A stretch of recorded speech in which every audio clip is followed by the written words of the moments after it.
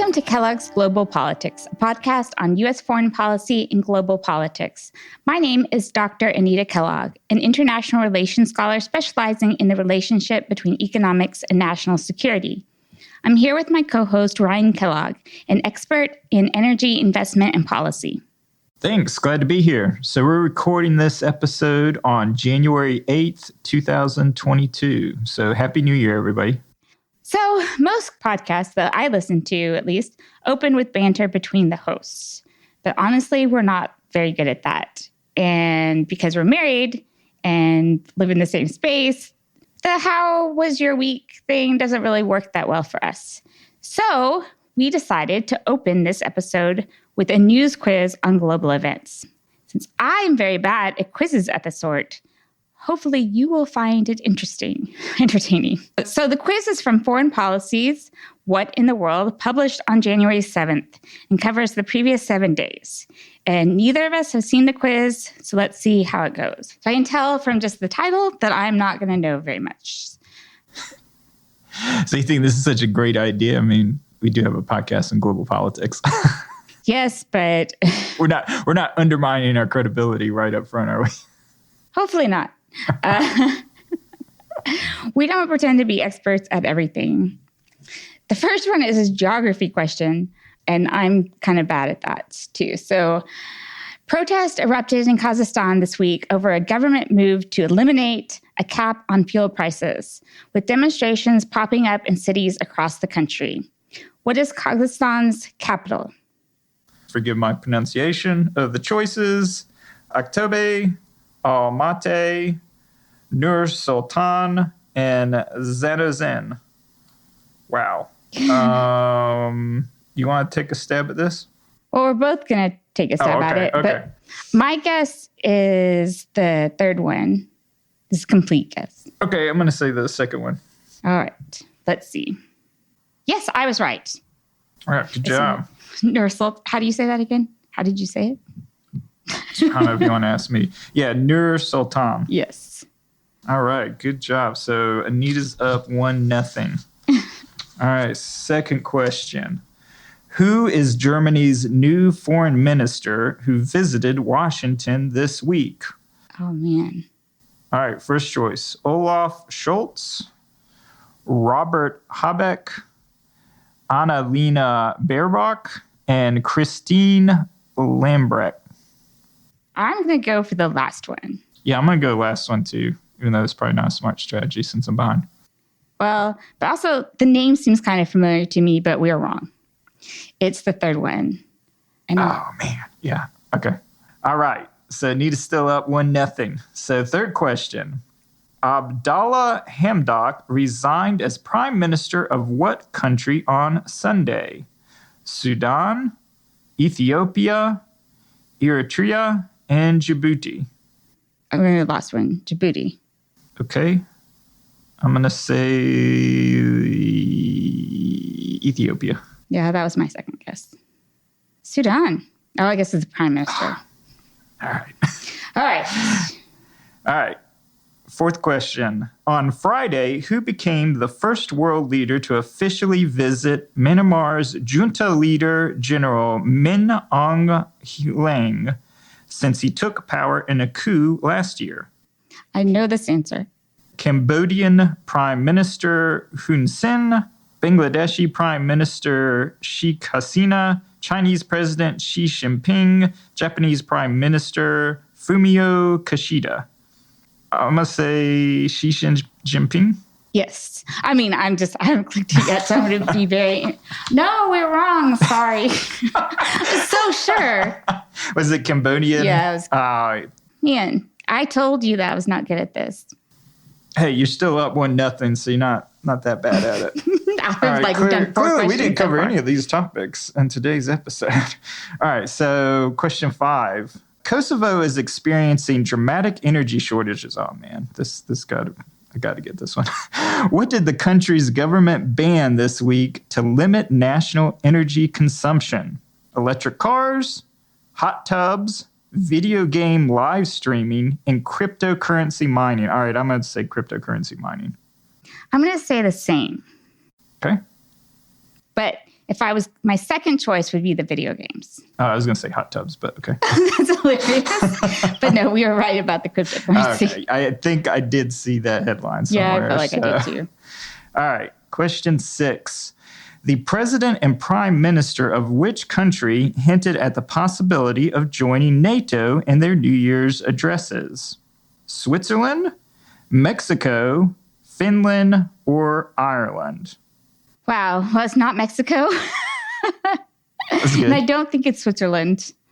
I'm going to say Ireland. I'm going to say Finland.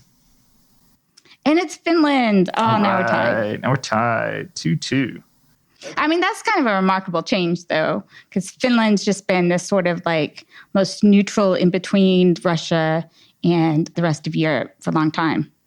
Yeah, but I mean, obviously with everything going on the border and Finland sharing a border with Russia and obviously historical issues. Yeah, but I think that's a pretty huge change. Oh, yeah. Change of position. All right. Question 7. Which region ended 2021 with the world's highest COVID-19 vaccination rate? North America, South America, Europe, or Asia? Well, I'm going to be surprised if it's North America. Although that would include Canada, but it would include Mexico. Mexico is not very high. I'd be surprised if it's South America. Really don't think it's that. So it's Europe or Asia. I'm going to go Asia. I'll go with Europe. Yeah, it's really tricky because there's so much. I don't like region questions. Oh, it's South America? You know, I kind of thought that for some reason. Yeah. There's all these countries. I don't know. I mean, it's not high in Brazil, Peru. I don't know. It just seems like all these countries.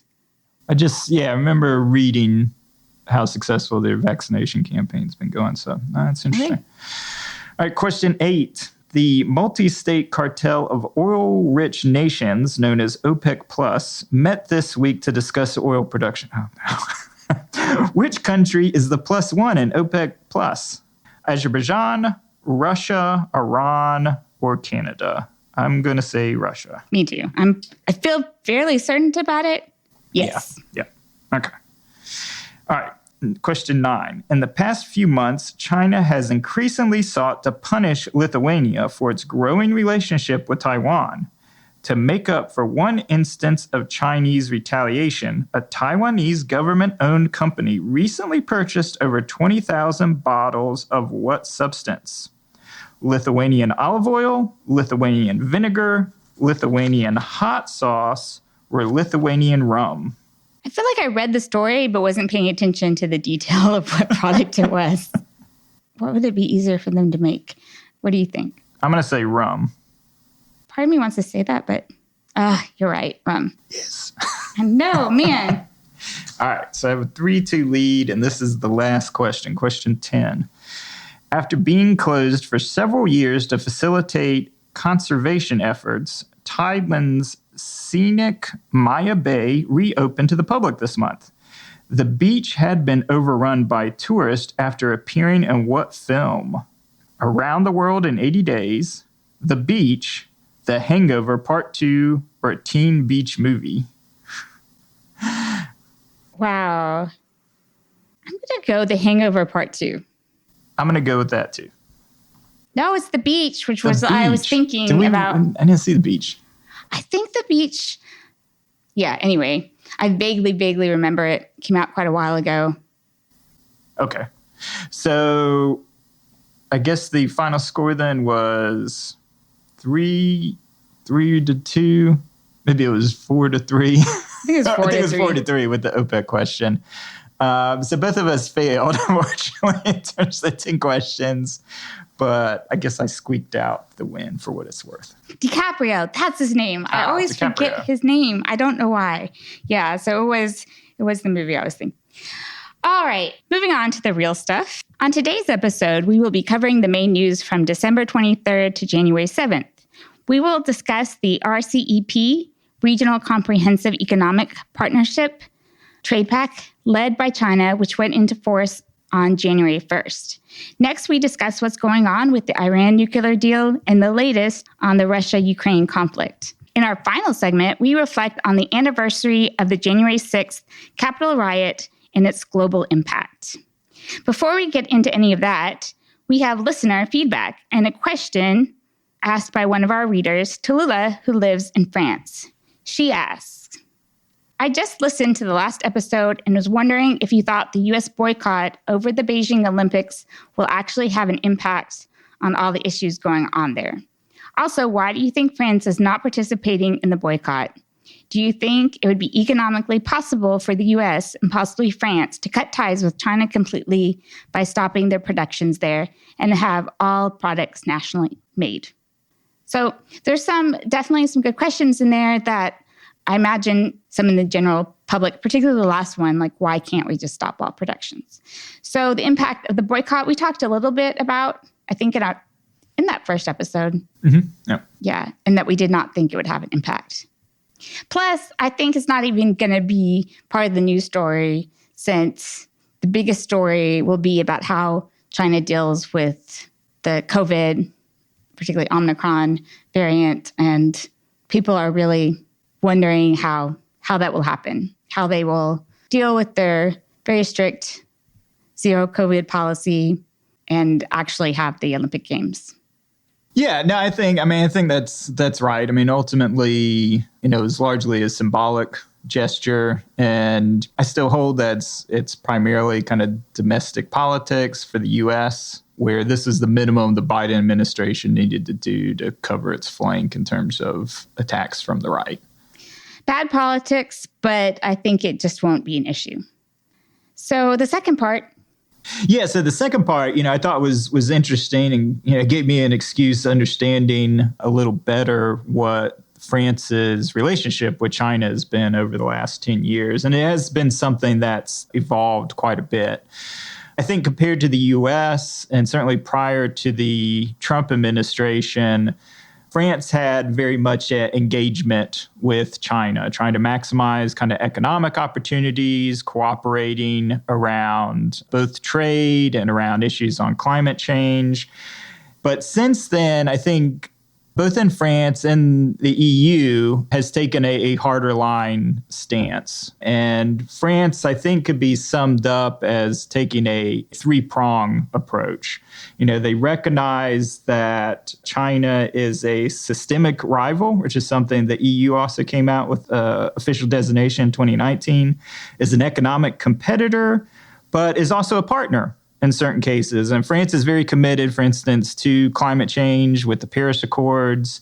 So they have to balance these three different things. So I think that's probably the nuance around, the difference between kind of U.S. and France's approach to China, and that they do have kind of an explicit goal within France to partner with China, where possible, which, isn't that far from the Biden administration's official stance. It's just not quite maybe as an aggressive stance as the U.S. is taking as of late. Yeah, and I think as we talk about the Asian Trade Pact, we'll see that in terms of trade, I think most nations in reality quite diverge from the U.S. position. I mean, they talk about technology, even intellectual property to a certain extent, but mostly these countries are still very interested in trade deals with China, and that has a lot to do with the divergence.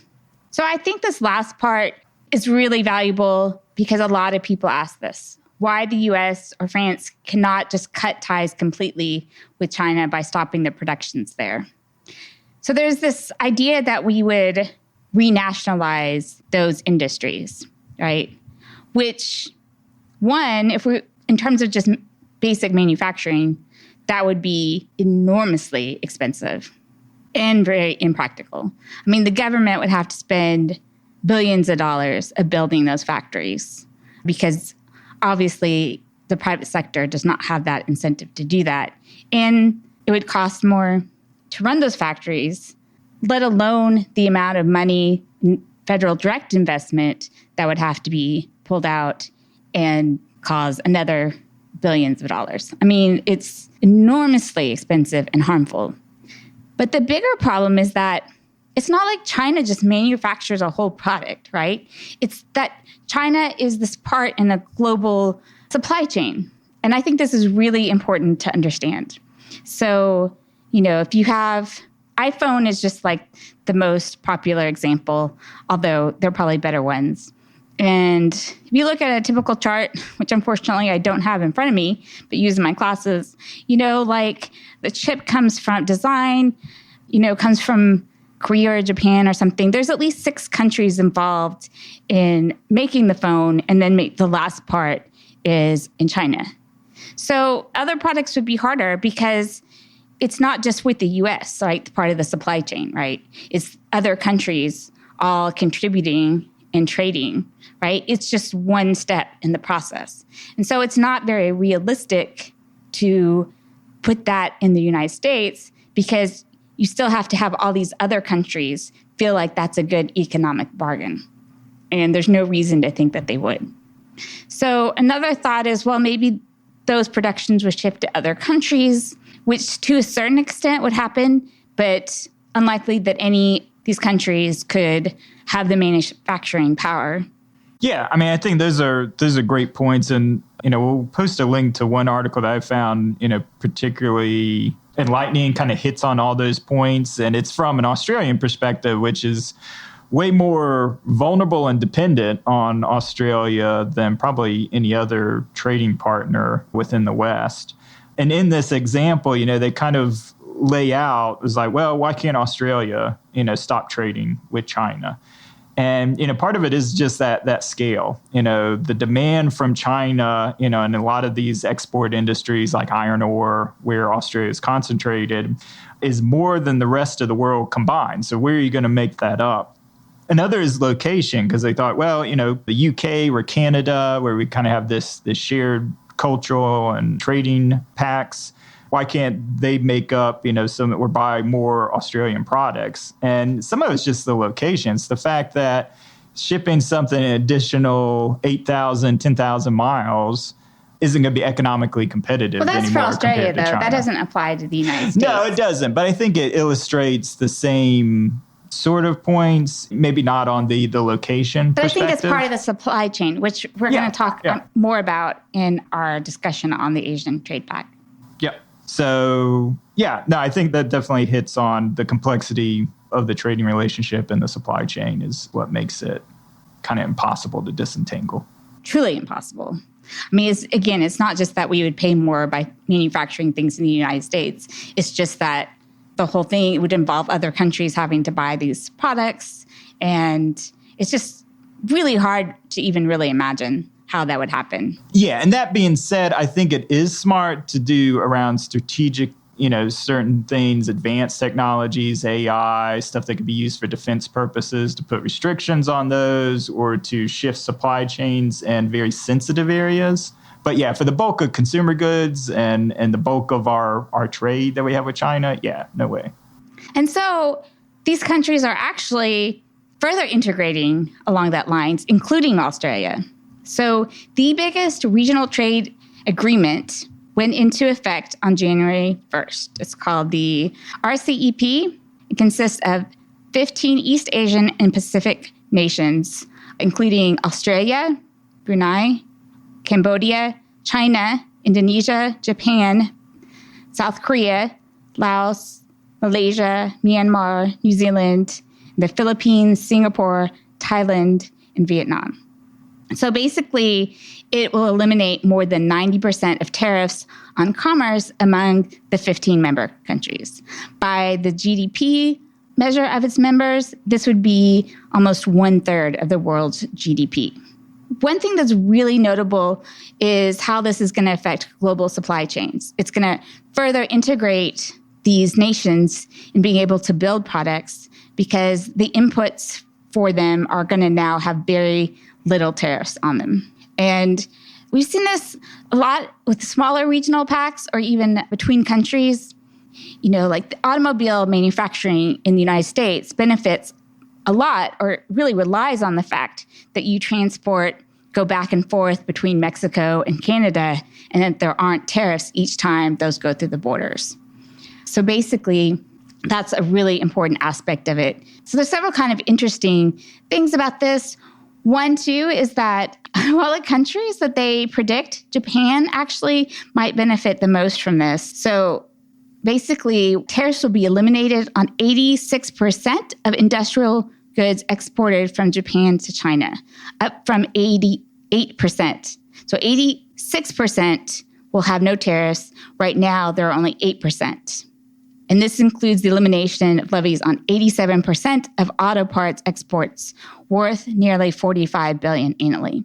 So, I mean, that's really huge for Japan. Again, some 92% of Japanese industrial products will be exported to South Korea duty-free, compared with 19% currently. One also really interesting thing to note about this is that it's the first free trade agreement that links China, Japan, and South Korea, which is also really kind of huge, since we were in Korea 20 years ago, but also attended a lot of economic conferences there.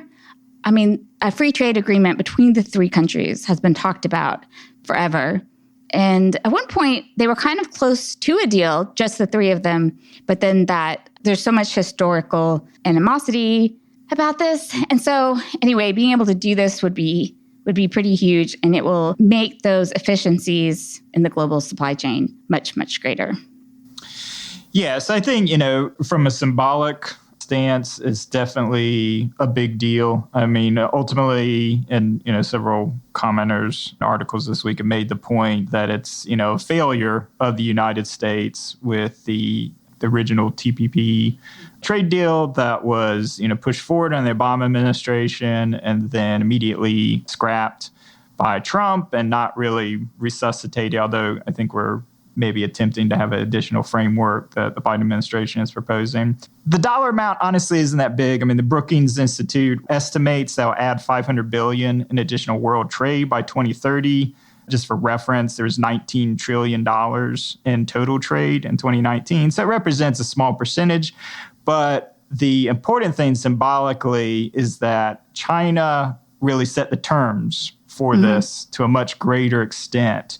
It's two areas that are much weaker than the trade deals that the United States has negotiated in the past, in terms of it really lacks labor and environmental standards consistent with what's considered a high-quality trade agreement. Well, I mean, those were just that was the real highlight of TPP, because it's really hard to get those through. And the fact that they did get countries on board with that was really difficult and required a lot of negotiation.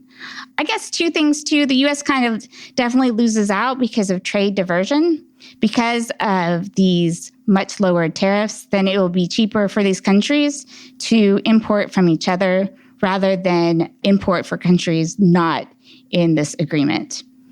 The biggest impact, though, is the Chinese leadership in trade. So basically, China gets a very important role in setting the rules of trade in the Asia-Pacific region. So where the U.S. still had that leadership with TTP, now China is basically setting the rules on this, and it has a lot of ramifications. One thing I really want to talk about is how this is changing the entire trading order that was originally set up with the World Trade Organization, which the whole idea is that you don't have these regional separations, that the entire world operates trade under one agreement, which is a much better system if you are thinking in terms of the liberal effects of trade to a certain extent, because you're not creating these favored groups of nations. The problem with that ended up starting in the 2000s, the late 90s, where it was a failure of the US and a failure of the West, because they could not come to an agreement with developing nations who felt increasingly that these trade terms were just in the favor of the West. And agriculture was a huge deal. At some point, everyone just gave up. And one of the fears was that the only advancement on trade would be regional trade organizations. And, when certain countries are being excluded, that furthers tensions between them, creates different kind of geopolitical realities.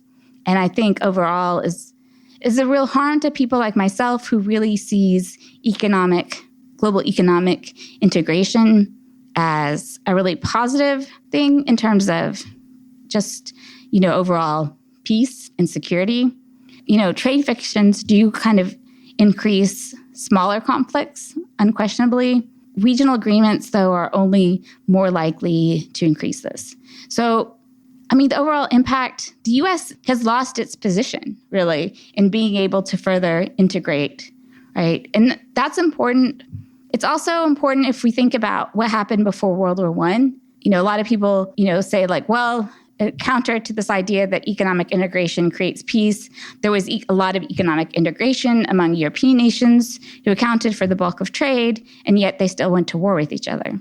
But one of the problems with that is a few years before the war, Britain lost its ability to be that leader to integrate trade.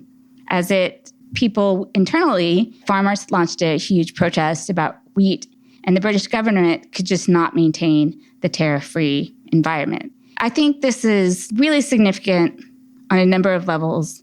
And U.S. talks about, being in fierce competition with China, but we're not really competing because we've given up so much of our global leadership positions, which were very favorable to the United States. TTP would have required China to make a lot of concessions if they had wanted to join.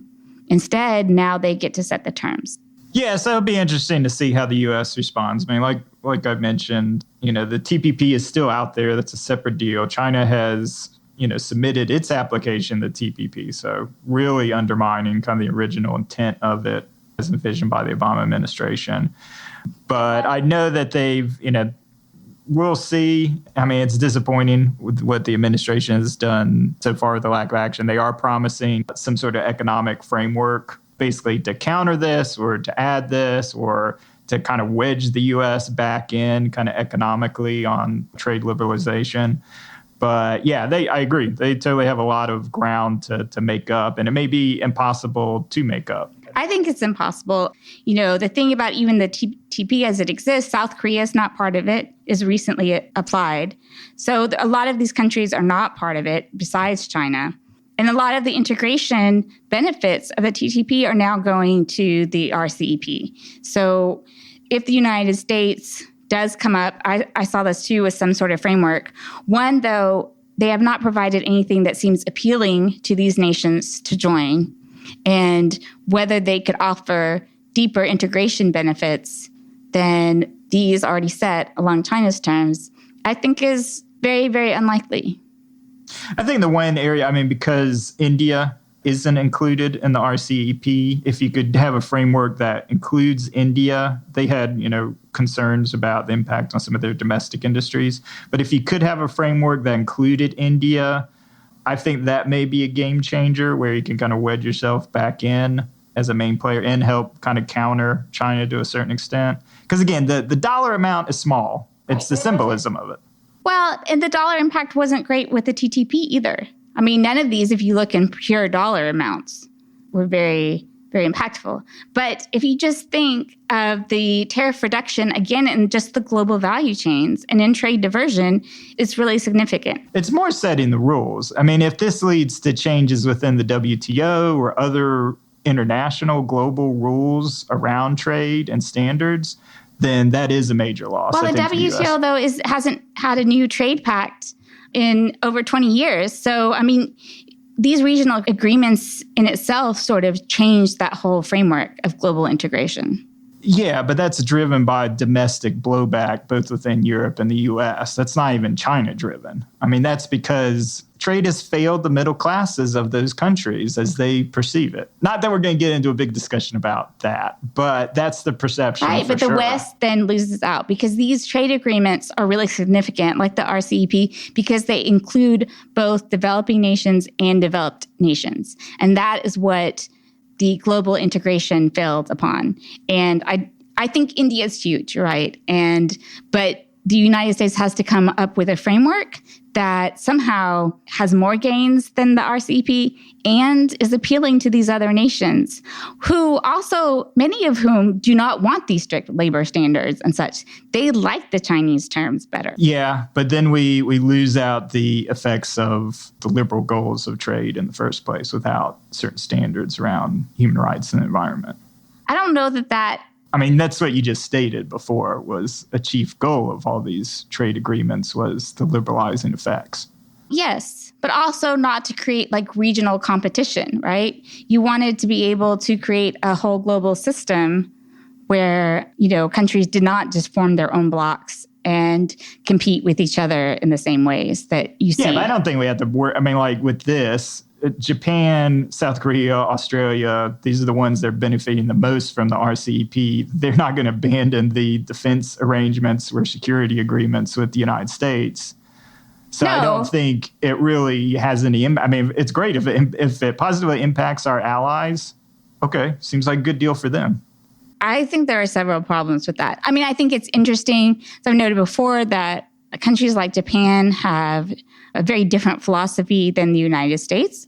They have way more geopolitical tension and have military standoffs in the past with China. And yet, despite talk of decoupling, those standoffs, those military standoffs, were always resolved usually through a trade agreement. Plus, Japan has dramatically increased its integration over time with China. And a trade deal between China, South Korea, and Japan is something that they've been working toward and unable to accomplish. There's been serious trade frictions between, South Korea and Japan for the last years that have had more impact on trade than anything has impacted China-Japanese trade. So that's pretty interesting. I haven't read a lot about it, but I've certainly seen things in the news. I think it's really significant. I think the West will be very harmed by the fact that it gave up its leadership on these issues. Okay, so moving on to our next topic, so the Iran nuclear deal. So just to provide a little background on this, back in 2015, the administration, at great political cost, negotiated the Joint Comprehensive Plan of Action, which was an agreement with Iran to limit their nuclear enrichment activity, where they could pursue nuclear power peacefully. And in exchange, a number of the sanctions that had been on Iran for, almost a decade or more were relieved. So this was in place for only a period of 18 months before the Trump administration came in, obviously with full Republican backing, who always had issues with the JCPOA agreement, and scrapped it in 2016. And this was a bit of a shame, obviously, because the international credibility of the United States, which gave a lot of capital negotiating alongside the EU with China and Russia on this. A bit of a shame? Yeah. That's the biggest understatement. I think also a shame for Iran too, because you were seeing positive impacts on the economy, but things were hopeful around that. And I think a lot of it relied on relative moderate at the time within Iran, Rouhani. Obviously, the Islamic government or the clerics are the primary source of power, but there was hope that Iran would be able to open up, that this would lead to other areas of liberalization. And you actually saw a lot of positive economic benefits in Iran at the time. Its inflation, for instance, dropped from, set double digits to single figures.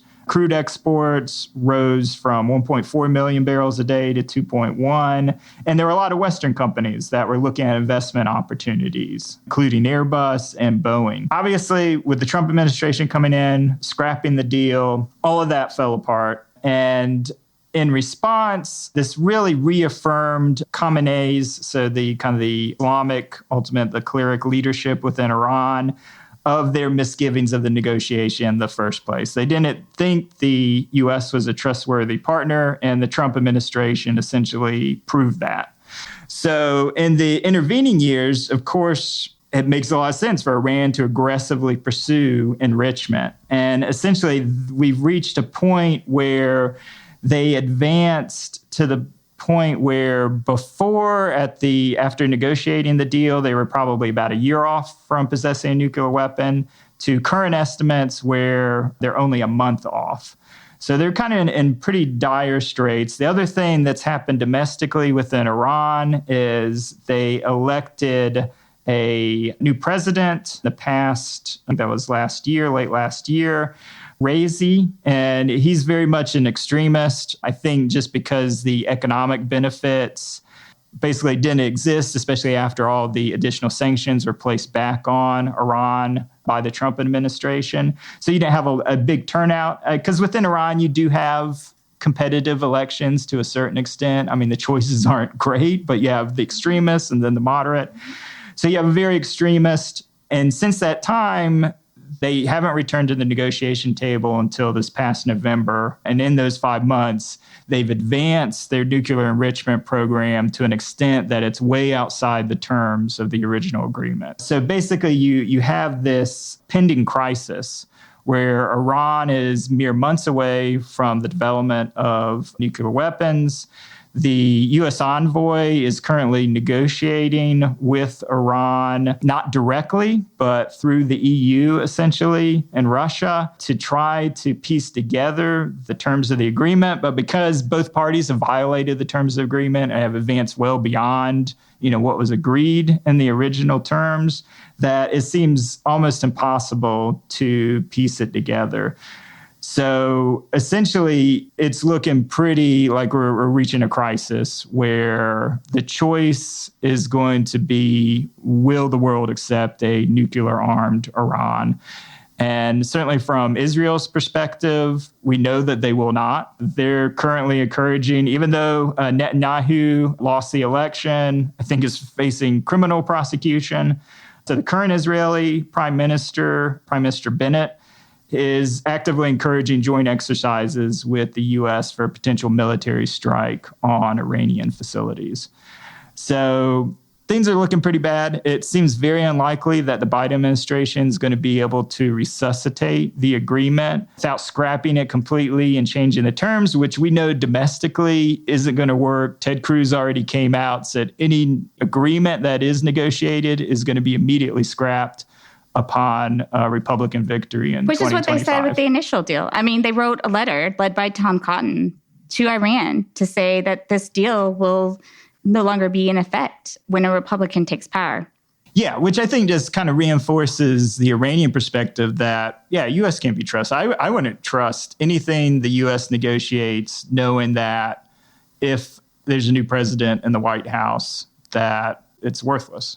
Yeah, I mean, I think that's the huge problem with the Trump administration is that before you could have some sort of consensus in foreign policy, at least with respect to these sort of deals, where a change in administration did not dramatically change U.S. policy, or really policy at all, towards deals that had been previously negotiated. And at the time when Tom Cotton wrote that letter signed by, I believe, 20 Republican senators, the debate was, well, how does this affect the U.S. ability and credibility in terms of foreign policy? And we can see that it's definitely weakened the state in being able to do that. Whatever you want to say about Obama's foreign policy in general, these two deals, the TTP and the Iran deal, were huge. They were things that nobody had been able to negotiate before. Getting Europe all together and the consensus for this Iran deal was something, again, that just had not been accomplished, that previous administrations had tried to do.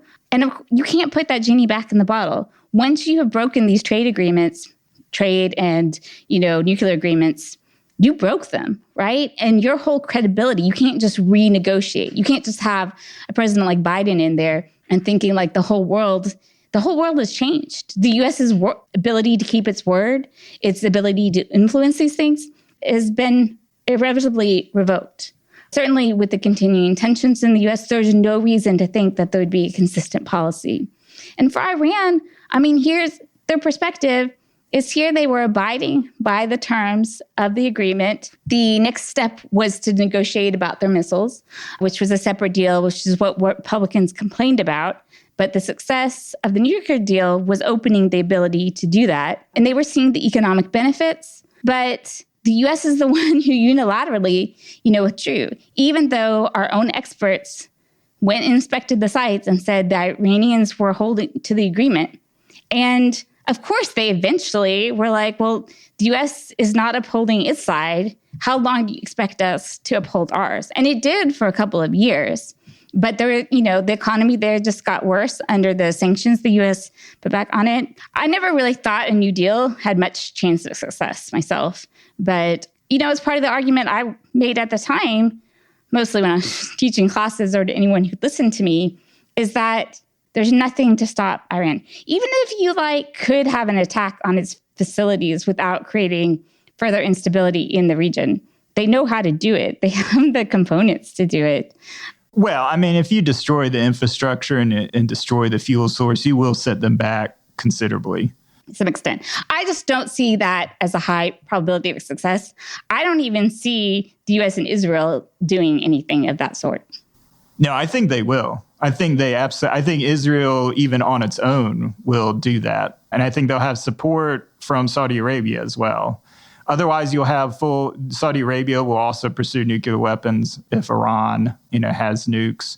So I think this is a crisis point. And I totally agree with all your points in terms of the damage from withdrawing from an admittedly imperfect deal, but one that easily would have at least delayed this moment for a period of 10 years or more, with the possibility of, the liberalization effects of trade and re-engagement with the world, perhaps leading to a weakening of the regime and the need that the regime feels in order to secure its position of having nuclear weapons. Maybe that would have been lessened over that 10-year period. But right now, I think it is, it seems a dire situation where military strikes in the next year or two are very likely. Yeah, I guess that's it. I guess I feel like Iran's going to do this.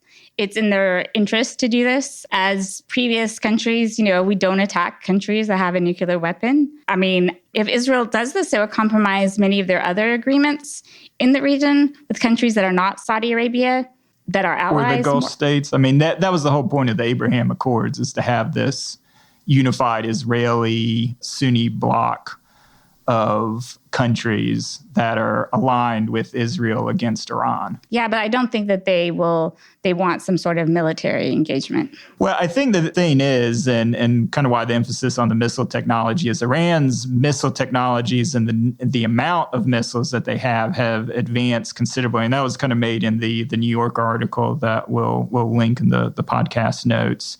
They have missiles that went from, totally inaccurate, couldn't hit something within a mile. But we saw that demonstrated in the attack on the U.S. base following the drone strike on the Iranian general. I'm forgetting his name. So these missiles represent, a pretty significant threat, especially to the Gulf states, but to Israel as well, to the point where there's so many of them and have enough sophistication that you can't shoot down all of them. So, that's definitely a deterrence, but I don't think that's going to stop Israel, who believes, maybe rightfully so, that this is an existential threat. Well, I don't know, but I think the other countries will be reluctant to start a military engagement with Iran if Iran doesn't start it first. I could definitely see if Iran starts, putting a lot of missiles at, Saudi Arabia or the Gulf. You have to remember, Qatar is actually very allied with Iran on natural gas. So some of these Gulf states do have economic interests that they still maintain. Nobody's concerned about the Qatari military or their involvement. It's more Saudi Arabia.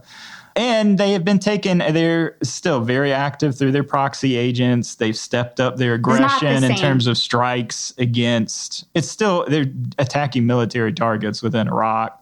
So they've certainly taken a more aggressive stance. But there's a huge difference between levels of conflict that do not rise to... Right, and that's not going to be the precursor for Israeli or U.S. strike. It's going to be they've reached a certain level of enrichment and seem to be imminent on the development of a nuclear weapon. So what stops Iran then from lashing out more aggressively? There's nothing. They have nothing. Yeah, that's full-blown war at that point. That's what makes this so concerning. And that's why, definitely be watching this closely in terms of how this develops. But does Israel really want to go to war? I don't think they do. Believe that it's an existential threat, then yes, they will go to war because they can win the war ultimately. Because the U.S. will come in the war, and it may take a year, but we know which side will be triumphant. All right, but who has the tolerance for that?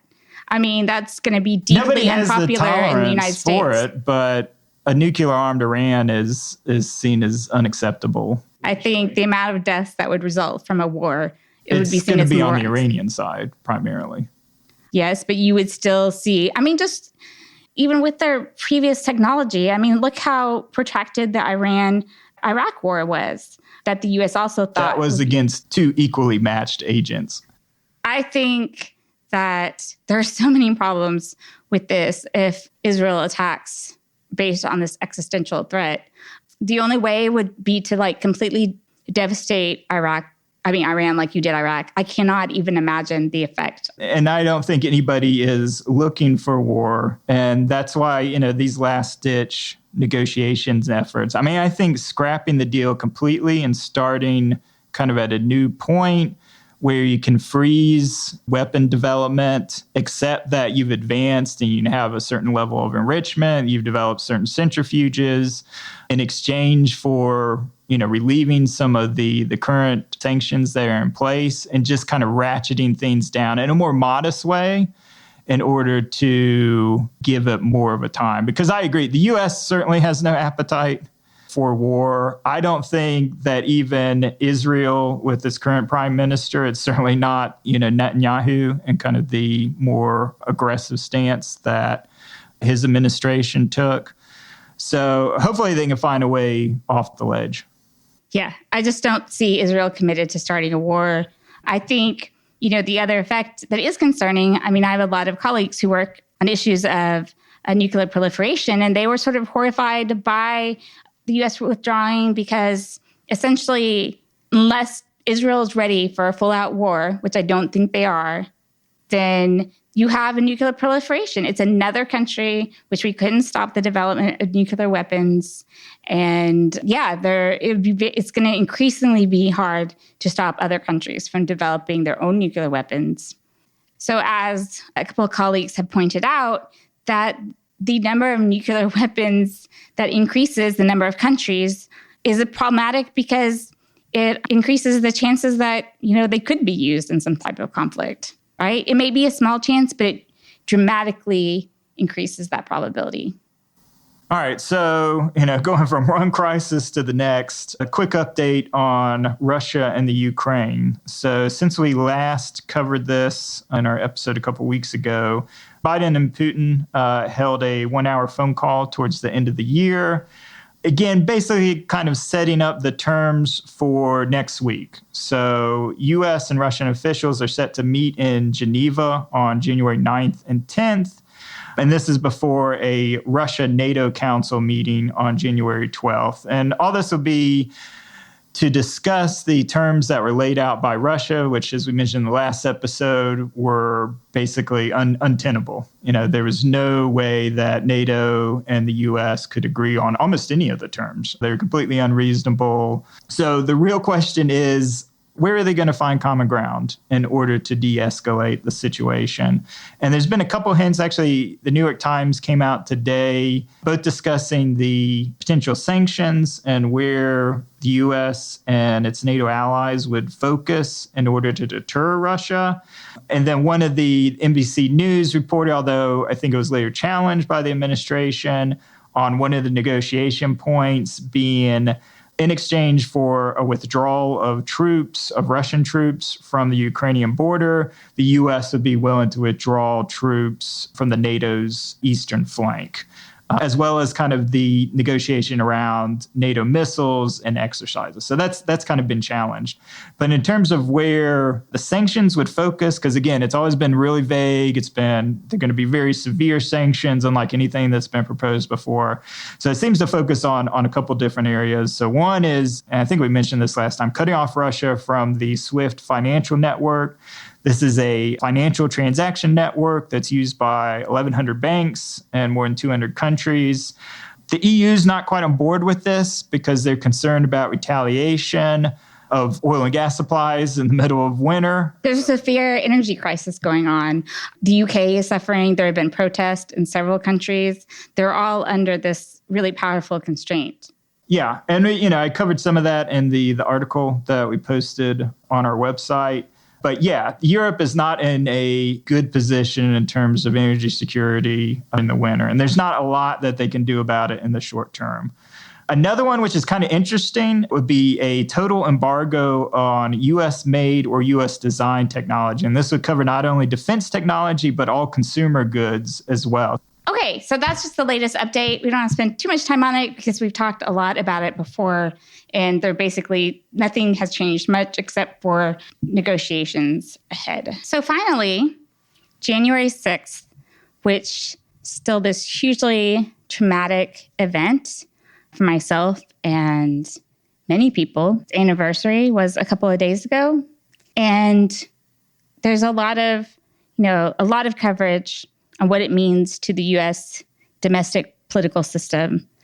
But it also has this huge global impact. And so we wanted to reflect on some of that. So I wanted to kind of begin with two articles by Francis Fukuyama. The first was in the New York Times. And basically, in this one, he addresses his most famous work, which was The End of History, which came after the collapse of the Soviet Union, and that the whole globe was on this trajectory towards, democratic nations and trade and the victory of the liberal order. In this, he identifies two reasons why he was wrong, why there's been a decline in democracy, which says first the difficulty of creating not just democracy, but also a modern, impartial, and corrupt state, which has definitely been true in a lot of countries trying to transition from authoritarianism to democracy. Corruption becomes a huge, huge issue. And second, the possibility of political delay in advanced democracies. And I think that is the thing that has probably surprised everyone. And by everyone, I don't know, certainly everyone in the West, probably the most. So we can go in more detail about them. He also wrote this article in American Purpose, where he discusses how this has really empowered, Russia and China, because there's a world where the U.S. no longer leads, that the Biden presidency does not represent an American return to normal internationalization. I mean, we have many of the same trade protectionist policies still in place, such as aluminum and steel. And the U.S. is just not in a position where it can lead because of its own internal conflict. So that's just to get us started off. What are some of your thoughts, Ryan? Yeah, I mean, I think, and we talk about the internal conflicts within the U.S. and kind of the example that it sets. And I think that is the ultimate tragedy of January 6th, is that I think we all remember distinctly that night after the assault on Congress, and the members of the House and Senate come back in session to certify the vote, and some of the speeches that were given by Republican leaders at the time. And it really seemed at that point that there was this unified belief that Trump had gone too far, that this is not what the United States was about. And then to see that passion, that certainty from guys like Mitch McConnell and Lindsey Graham, and to see that just kind of wilt away, and then to see the big lie take hold within the United States, and then essentially be emulated throughout the world. I mean, we're seeing that already, where the same questioning of election results are being used, were used by Fujimori in Peru, were used by Netanyahu in Israel. Bolsonaro in Brazil is laying the groundwork in a very similar way that Trump did before the election, because we all forget that Trump telegraphed exactly what he was going to do. I don't forget that. Months. I know, but I feel like the media does, or people do, or, it wasn't clever. It was telegraphed beginning with probably the Republican convention, because they saw how bad the polls were. And they immediately put in the mind that, well, if I lose, the only way I could lose is if it's a fraud. So you're seeing that exact same thing being emulated by these other authoritarian leaders throughout the world. And I think that's the great tragedy, is that you have a major political party completely captured by these illiberal authoritarian instincts. Yeah. I mean, I also want to kind of talk about the perspective that we come from, because both of our parents are Trump supporters. And so we sort of have a unique red state. We're not just encompassed in our so-quote liberal bubble. And we want to treat that with respect, but also that we have some insight into that perspective, which is just even more, I think, more depressing in some sense. The most vivid moment for me was when it was really clear what was happening. I'm going to say in the morning because it was in the morning in LA time, but it was quite late afternoon here. I went onto Facebook because I wanted to see our families say, oh, this is too far. Disown this whole movement, right? These are not our people. And instead, all I saw was, oh, this coverage is overblown. This is just liberals trying to write this narrative and kind of diminished, sort of into, well, the people who did some illegal stuff like break into things should be prosecuted. But overall, this just wasn't that big of a deal. And that was really crushing for me. Because even though this was, before the Republican leaders had capitulated, and I guess maybe was this really indication that they would eventually not take this strong stance, that it was going to be accepted by the Republican Party. That at least at that time, even a huge portion of the Republican Party had already rationalizing it. It made me legitimately depressed for several days because the impact of that was clearly going to be huge. And it has been. Fukuyama, even talks about, yes, we retain a huge amount of economic military power, but we can't even use it very well in the absence of a domestic political consensus over the country's international role.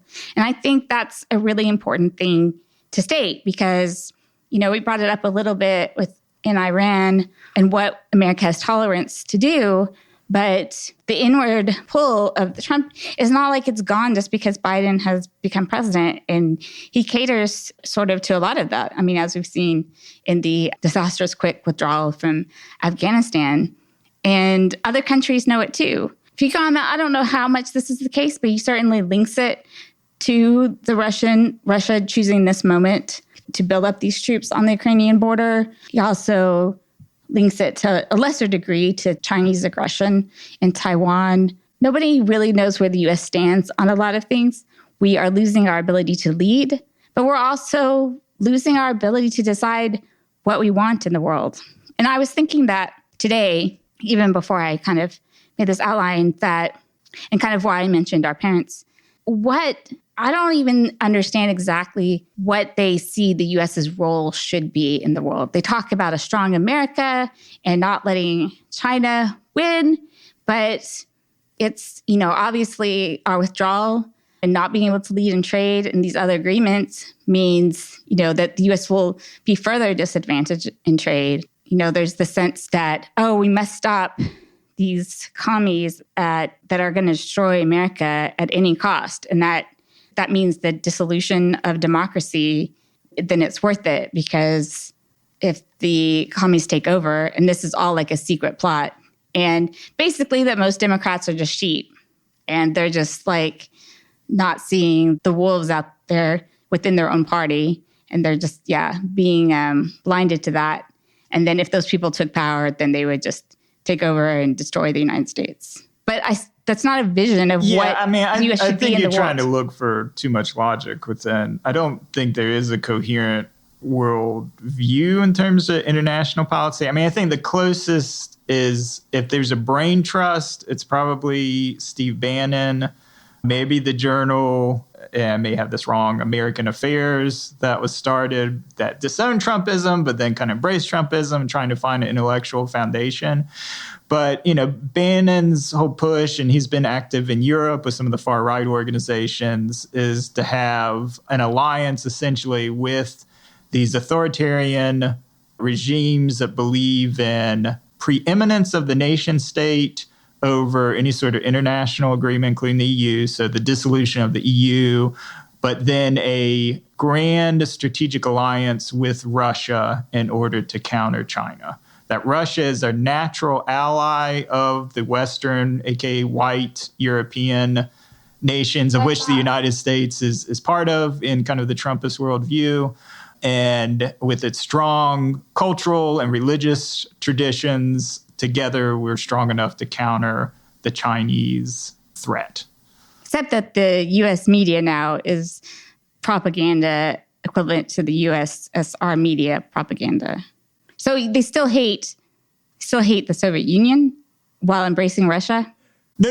Yeah, the Soviet Union, that's dumb. But they embrace the strong Russia, which is built around the nation state, around traditional values. Because again, Russia, unlike the Soviet Union, embraced Orthodox Christianity and religion, traditional values, et cetera, et cetera.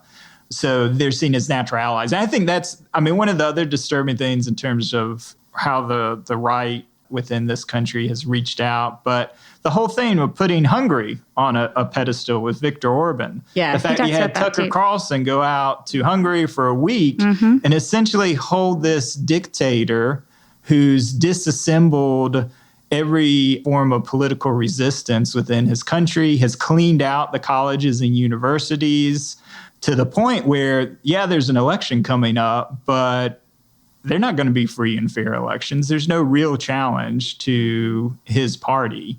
But holding that up as a standard to emulate, deeply, deeply disturbing. Right. And so, this whole vision, the United States, again, you can't have a sort of international order where it's an ideal that everyone benefits, because we know within and between countries, they're not benefiting equally, but you can work toward that if you believe in some sort of commitment. And the U.S., the U.S. was critical in the formation of the European coal and steel community, which led to the EU, which is an incredibly successful economic union. And gives those countries power that they definitely can't have on their own. And just, has created a different world. And the U.S. retrenchment from that is kind of horrifying. And like I said, it reminds me a little, I think that analogies, especially history, can be way overstated because the conditions are completely different. But Britain withdrawing and no longer being able to stay committed to that role of leadership in keeping open the borders for trade had a lot to do with the type of nationalistic competition that led to World War I. The reason why you didn't see the period between World War I and World War II was so difficult was Britain did not have the resources to do that anymore. The U.S. was probably the country to have those resources since Germany had been devastated, and that was probably the main industrial competitor. But the U.S. wouldn't do it. It didn't want to do that. And it was really after World War II, which we say, again, the U.S. was kind of left last man standing and had 3/4 of the gold supply, and it invested heavily in creating these economic unions that would help secure the peace. Yeah, and that was done because it is in the U.S.'s best interest. We went from even going back to Washington's farewell address on avoiding foreign entanglements, which I felt like was kind of the core of U.S. policy for a long period of time, even during the nascent period of kind of U.S. imperialism in the early 1900s. But after World War II, it was obvious that we can't be in this splendid isolation on North America in order to preserve our way of life and our interest. And that's what really, it was enlightened self-interest that created we benefited so much. Exactly, yeah. That's the thing, is the story that they've been weaving is that the U.S. paid are securing the seas, and that's costing us. But the benefits that we have received, the World Trade Organization pacts kind of stopped in 2000 is because the West had benefited more from trade, and they would not give in to make it more fair between developing nations. And, countries like China are taking advantage of that, but they are even more advantaged when the U.S. is just unwilling to have a leadership role, cannot decide on what is even capable of engaging in. This is what drives me crazy every time I hear anyone say the China threat on the right or even on the left, because liberalism just failed, between states. But it's really this internal division that is most disturbing. And because we can no longer, we seem unwilling to take a leadership role and promote liberal values, of course, it makes it a lot easier for China to make a case. I mean, China is providing real goods to these other countries, like infrastructure development. There was this great article on how the U.S. couldn't even build like this dam in Haiti, right? Like for 20 years, and why it was such a disaster. The China threat comes because Fukuyama says this too, China would be crazy to not see this deficit and try to gain from it. That's just what we would expect states to do in their own rational interest. And so when we say we're competing, I don't know how they're defining that. I mean, Biden talks about, investing in the technologies to compete with China, but that's so small drop in the bucket compared to just losing leadership. And like Fukuyama says, you can have economic power and you can have tremendous military power, but if you can't agree on actually using that, then what good is that power? I mean, it's not going to have the same effect when you're trying to negotiate with other countries, as we continuously see.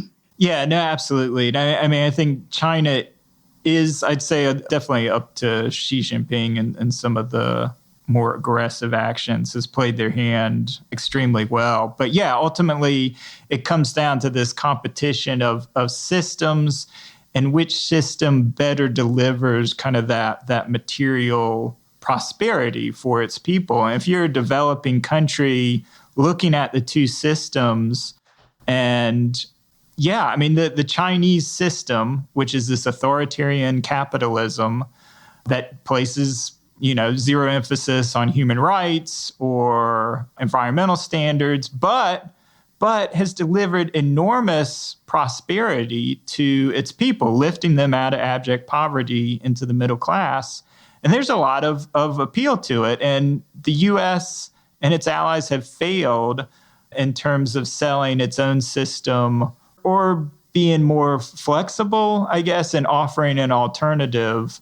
Being willing to actually forgo some of the gains. I mean, I think that's the problem internally, right? Like trade is not evenly distributed, but you can make it, because it makes everyone overall better off, you have to redistribute it to the people who are losing out from trade. And that's ultimately, I mean, and that's the part I agree, even though that's absolutely not why Trumpism is popular, because it's not an economic issue. But in terms of why people are frustrated, why they do believe that trade is a losing proposition, although, polls, if it's phrased in a certain way, there's support for it. But in terms of the popular perception of trade is that the middle class has been gutted within the United States and other industrialized countries.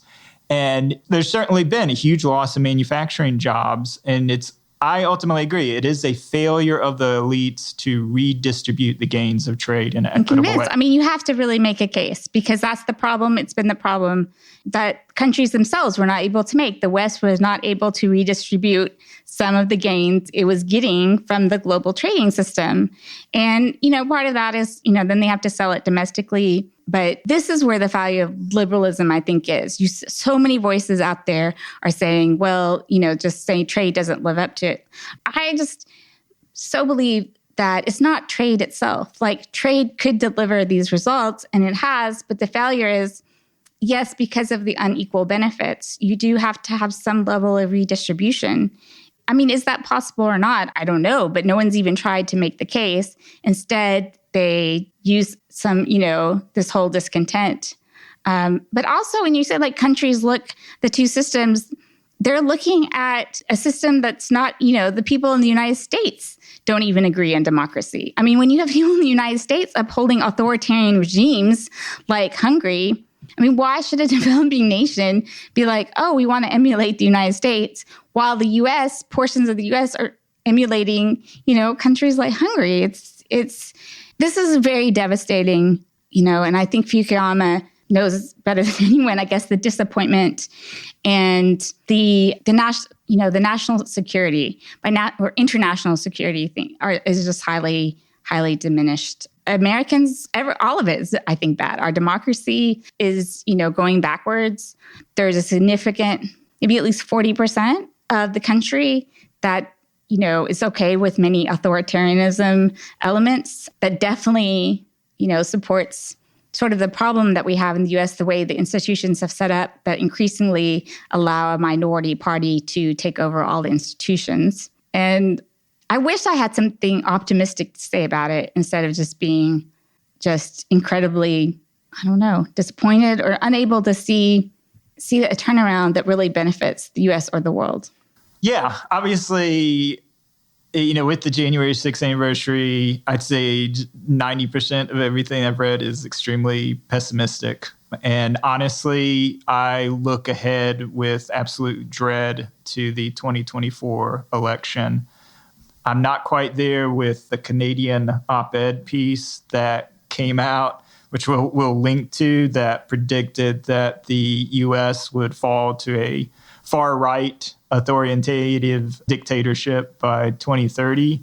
But I thought it was really interesting because he goes into like the Rush Limbaugh phenomenon, and that's something that we talk about amongst ourselves. And maybe this isn't about American politics, but I think he captures a lot of the things that were going on in the 1990s that helped to create the conditions that we have now. I mean, it's interesting. I agree that he's way too pessimistic, but I think he has some interesting comments.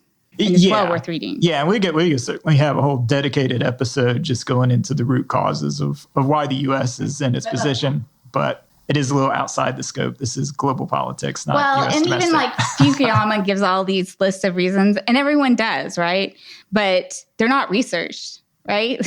They're just like people projecting, this seems to be the reason. We don't have a really clear link between phenomena. Yeah, but I think, that where you are beginning to build kind of more of a view. I thought the University of Chicago study where they looked at the backgrounds of the insurrectionists and, kind of established once and for all that this was a mainstream movement. This isn't a bunch of neo-Nazi, Proud Boy, far-right radicals. These are small business owners. These are doctors and lawyers who have listened to Rush, have listened to all the talk radio for the last 30 years and have a very distinct worldview. It's kind of interesting because that was one of the things that often surprised us about international terrorism. The Al-Qaeda that attacked the United States, these were very educated, upper middle class. Oh, yeah. So, we always want it to be about this economic faction. And maybe some of the support comes from that to a certain degree, but it's definitely not. These are people who have a lot of privilege in society. Mm-hmm.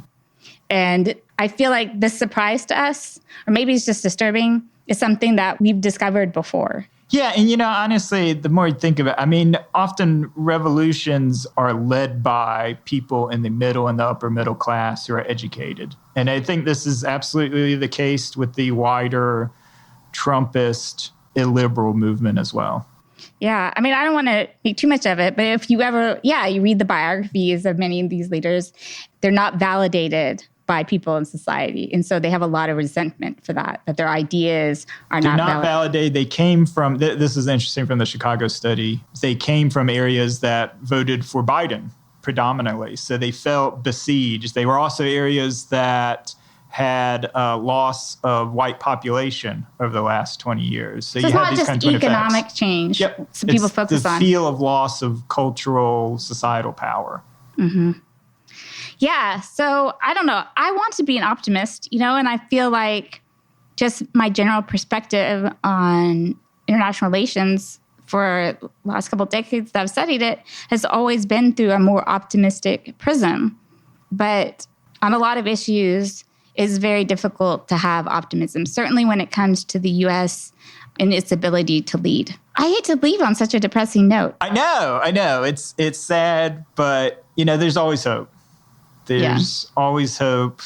I think the current administration is trying its best. And I still believe in the will of the American people. The majority of the American people, I think, can overcome the barriers that are put in place, or being put in place. It would help if the Democrats could pass a voting rights bill, early this year.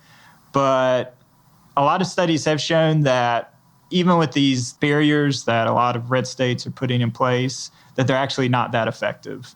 That people can overcome it if they're motivated, if they know how dire the threat is.